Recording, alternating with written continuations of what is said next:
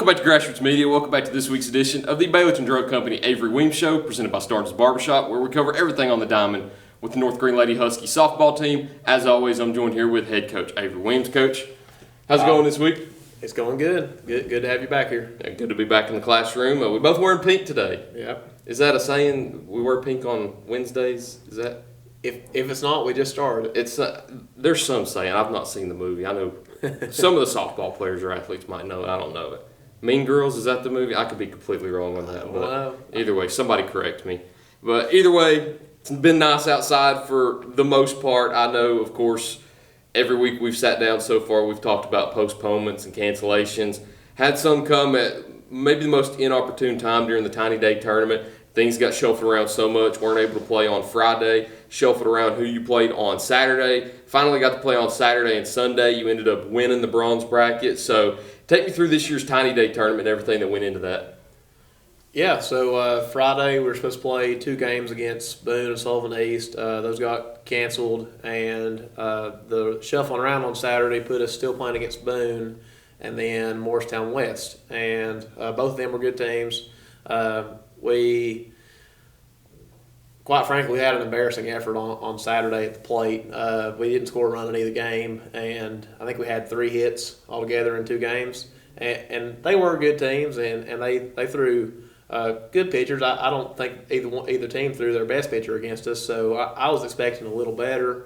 And I think the girls would also agree that we expect better out of ourselves, even against those good teams. So that was just not a good day for us. A day we'd like to forget about, and we didn't defend well, didn't pitch well. It was just all around just a poor performance from the Huskies. But Sunday we progressed, and we, I guess, got put in that bronze bracket, the lower bracket. But we were in with the 3 county schools, 4 county schools counting us. So we played against Chucky Doak our first game. And we kind of just talked before the game about showing improvement, maybe getting some better at-bats and that kind of thing. And against Chucky Doak, I think Maddie Phillips pitched, threw pretty well. We did okay on defense behind her. I think we kicked it around just a little bit, but Maddie always competes and does well trying to work through that stuff. So Maddie hung in there good for us and threw a pretty good game there. And then offensively, we had a much better game that day at the plate. And then I think after that, we played West Greene in the championship, and Hannah Brooks threw that game for us. Hannah threw well against West Greene on the previous day. On Saturday, she kind of had an off day for her standards pitching, and it was nice to see her bounce back on Sunday against West Greene. And she just had real good control that day, and that was the Hannah Brooks we're accustomed to seeing. And as a team, we hit well in both games, but in that West Greene game too, we swung the bats well. Looking at those games too, Hannah had a great day overall on Sunday because against Chucky Doak at the plate, 3 of 3, 2 RBIs, 2 runs, including a home run. And then against West Greene in the circle, she had 5 innings pitched, 5 hits, 0 earned runs, only 1 walk, 9 strikeouts. Mm-hmm. Watching the game, of course, you can agree to it. West Greene's bats just couldn't touch what she was throwing in there, and she had a great day at the plate against Chucky Doak, helped you win that game. Another player, too, looking at Chucky Doak, Josie Graham had a home run in that game. Mm-hmm. So Sunday, it looked like it was a better game for you all to kind of bounce back after the horrid day that you all had Saturday. Yeah, definitely. Like you said, talking about Hannah, she did really good getting ahead in accounts and able to work ahead and really some of her pitches were working really good that day. I think her curveball was good for her. Her rise ball, I remember she got on a roll with it, and just a good performance from her. And then she hit well too. And then Josie had a great game against, you said Chucky Doak, I think. Yeah. Hit that home run, and then I told her, we kind of joked about that wasn't my favorite hit she had that game. She hit a line drive into the right center field gap, which she's a right-handed hitter, so that's opposite field for her. And that's something that we talk about. We talk about gap to gap and being on time. And whenever you're hitting, I think timing is one of the most important, if not the most important aspect. And to hit a line drive in the opposite field like that, I just think that means she's on time. And so I joked with her that her home run wasn't my favorite hit that she had that day. But we were definitely excited for her and excited to see that out of the girls. she's got a little bit of a streak going too. I'm bad at jinxing things, so I won't say what it is or how many games, but she does have a little bit of a streak going that you hope continues also. It continued and actually started in that Chucky Doak game, I believe, continued over in the Unaka University games. 2 big conference wins. You get those 12-2 and 11-1. Talk about how key it was to finally get back on track playing conference games and get 2 big wins in those. Yeah, it was awesome. And on Monday we played Unaka, who's been just a big foe for us in the conference, kind of a conference rival. Year in and year out, Unaka's usually a top-notch team. And I know that in years past has had a bunch of battles with them, and it was good to jump out and get kind of I think we got an early lead in that game, and we, I think, ended up, what was the final score, does it say? 12-2. 12-2, yeah. We ended up getting a run rule win there, and that was good. And the Bats kind of woke up that game, and we hit it well as a team. I think we even defended well, and I think Hannah pitched that game. She did. I don't remember her exact stat line there, but I remember she threw a good game too against Unaka. And then we'll look here at some of the people that had good games hitting. There's one in particular that led off and had a great game. Yeah, Kinley Stepp had a good game. She was 3 for 3 hitting, I think, and she looks like she was a single shy of the cycle, so that was a big day for her. Hit an inside the park home run, and Kinley's really fast, so if you get her on base, she's usually creating havoc on the base pass, stealing bases. If there's a pass ball, she's going to advance every time. And just taking the extra base. If she can take advantage of something, she usually does. And then it looks like you said, Hannah and Josie had a multi-hit game there. Lauren had a hit, Maddie had a hit, Heidi had a hit. So, and a lot of those same girls had RBIs. Looks like Charlie Trantham had an RBI too. So that, or Charlie Turnmeyer, not Trantham. Charlie Turnmeyer had an RBI, but that was just a good all-around performance from the girls. I was pleased with that. I'll pull up the UH game here. Another great game there. Yeah, the next day against University High, that would have been yesterday, I guess. Maddie Phillips started the game for us. Threw well. I think she threw 3 innings, no earned runs, and I don't remember how many strikeouts she had. It was at least 3, I think. 3, yeah. Yeah, 3 strikeouts. So that was a good game for Maddie. And we've asked a lot from Maddie recently. She, I guess, caught on Sunday and pitched on Sunday in that Tiny Day tournament. Then come back on Monday, we had a game, and then Tuesday, pitching her on Tuesday. I think her arm was a little sore, and she battled right through that and had a great game pitching. And then I think Charlie Turnmeyer came in and pitched the last 2 innings yesterday, and Charlie threw a good 2 innings there, and that was good to see from her. And Charlie's another one that she hadn't had a whole lot of varsity pitching experience until I guess this past weekend in this Tiny Day tournament, and she's had some good outings here for us, so that's encouraging to see, and it's a big boost to get that. And then in that UH game, I'm looking here, it's kind of the same deal. We had kind of a spread out effort at the plate. We had 1, 2, 3, 4, 5. Had 6 different girls that had hits. Some of them had multi-hits. And then just getting RBIs from different people, that's just good to see. Always good when you're balanced there. Extra base hits too. Lauren Blevins with an inside the park home run. Josie Graham, 2 doubles. Lauren's another one like Kinley. Whenever she gets on the base paths, if she's got the ability, extra bases are nothing for her because of her speed. And then Josie Graham, same thing, hit it into the gap. She's almost on second every time it touches grass. Yeah, no, definitely. We've talked about with our girls that speed is one of our greatest strengths, and that we've got to use that, whether it be taking extra bases whenever we do get base hits, or even the bunt game. We try to bunt a lot and put the pressure on the defense, and then when we do get on base, we're trying to steal, and we're trying to take any extra base that we can. So that's definitely one of our strengths and something that we look to take advantage with. Bumping the conference record up to 3-0 with that win also.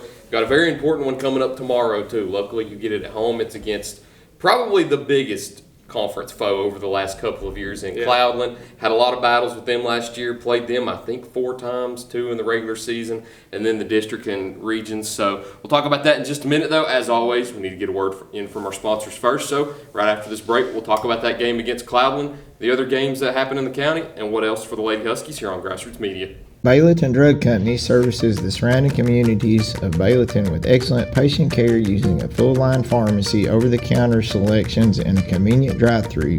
When you visit us, you are treated as a neighbor, not a number.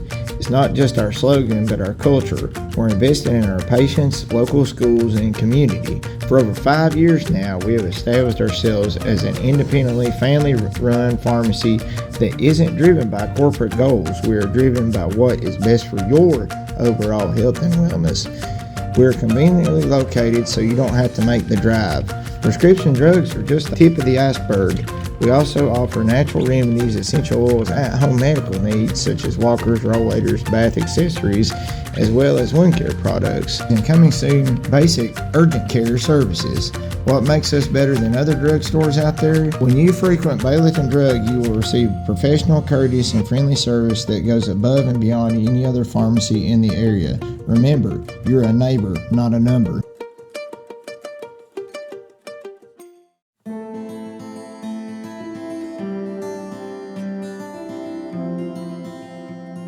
My name is Robert Starnes. I'm a lifelong resident of North Greene County, where I currently reside here with my wife and 3 children.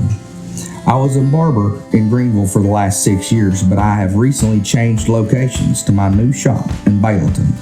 It's at 285 Mortis Hollow Lane, Afton. I'm also a proud supporter of North Greene Athletics. Come see me for all of your men and boys grooming needs. Go Huskies!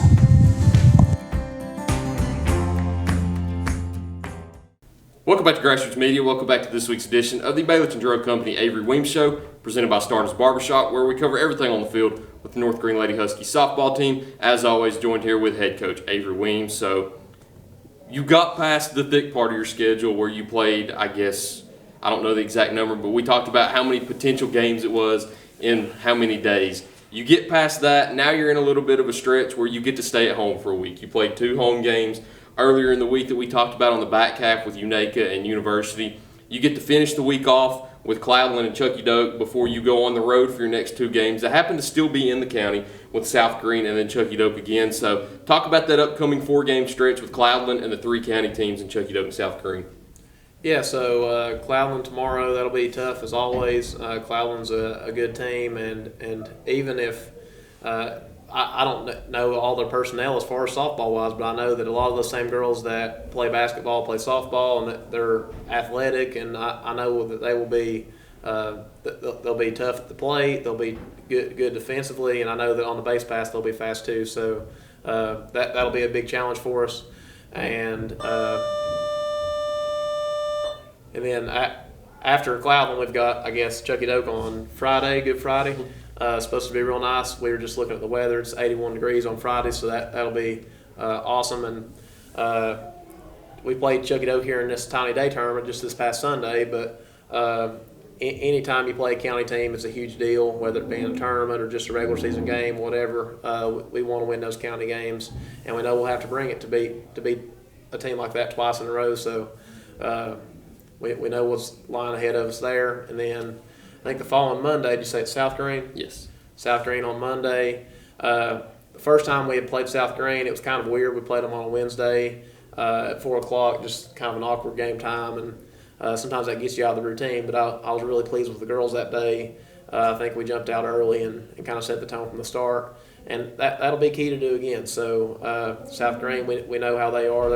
They're athletic. Their girls are gritty. And we had a good game with them in that JV tournament a couple weeks ago too, where I think it was a 1-run game. So that should be another good game. It'll be a big challenge for us, and we'll have to play good to win that one.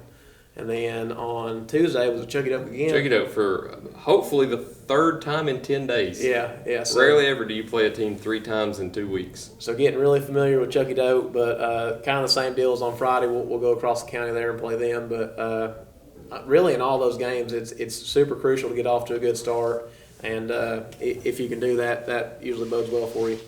Playing a team 3 times in 10 days, I'm sure it might have never have happened for you in any sport, but do you like playing a team 3 times in 10 days opposed to playing them maybe the first or second week of the season, then the final week of the season? Not really. Okay. I think I'd rather play them kind of spread out. That way, if you play them early in the season, the same team late in the season, you can kind of gauge maybe how you've improved, especially playing against the same team like that, so you get kind of a good comparison there. Okay. I would rather see that maybe instead of playing them back to back to back. But one good thing about playing them back to back to back is, if you have a bad day, you can look to immediately bounce back. But then the flip side of it is you can't beat them one day and say, okay, well, we've got this, and take them lightly the next time, because that's how you end up getting beat.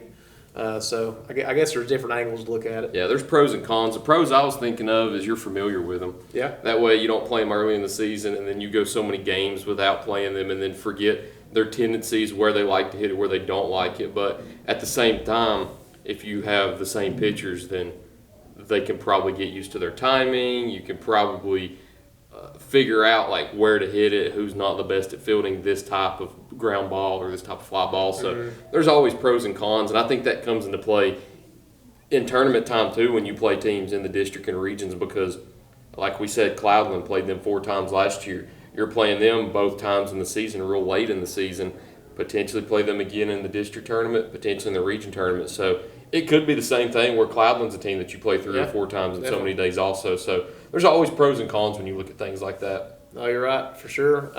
And something, too, about playing teams back to back to back, talking about the tendencies, you might play them, okay, well, next time we play them, we're going to have to be good at this. So you can kind of work on that practice and kind of prepare a little bit.